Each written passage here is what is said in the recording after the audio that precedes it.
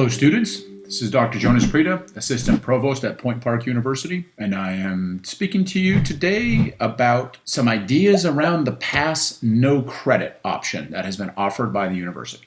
This is also available on the university's webpage and a whole bunch of other places, so don't feel like you have to memorize it. That said, here's going to be a rundown of how this option is going to work. First, finish the current semester. This point is important because you want to give yourself the opportunity to do well in as many classes as possible. This option of Pass No Credit covers online, on-ground courses, pretty much any course you're sitting in a seat for, or we're sitting in a seat for, or sitting in a virtual seat for. This policy covers it. Once the faculty post letter grades, you'll be able to see your letter grades the same way you've always have, through Point Web. You may then choose to convert grades of A, B, C, or D to a pass, the P.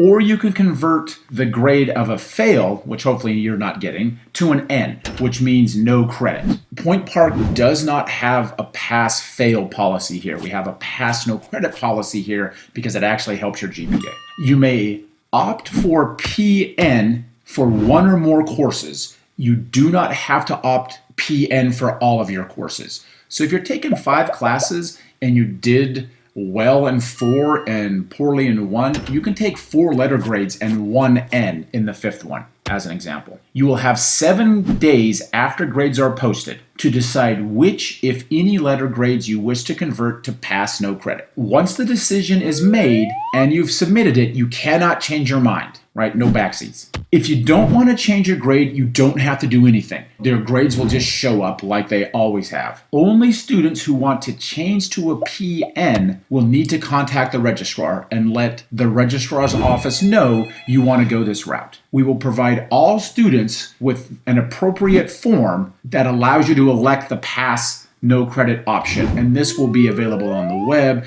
We'll email it to you. We'll make sure that there's a lot of ways for you to get this information, because this is going to be an important decision for you to make.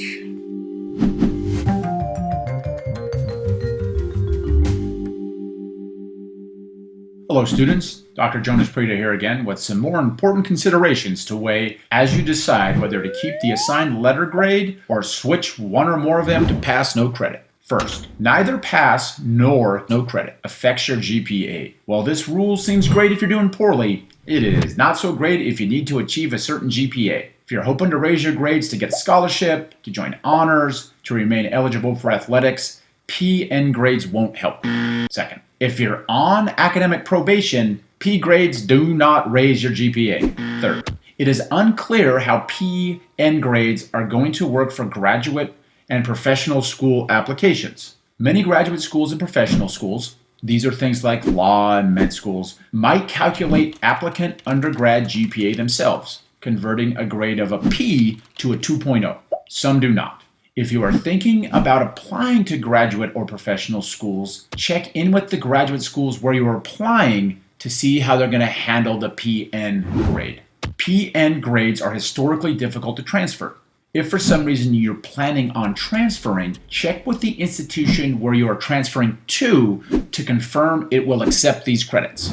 Last, the process for opting to take a PN grade is up to you as the student. The default setting for your faculty and the registrar is that you are accepting the letter grade. You need to opt in to the PN grade. That's an important distinction to make because we want to give you, as the student, the opportunity to make this decision on your own. Thank you.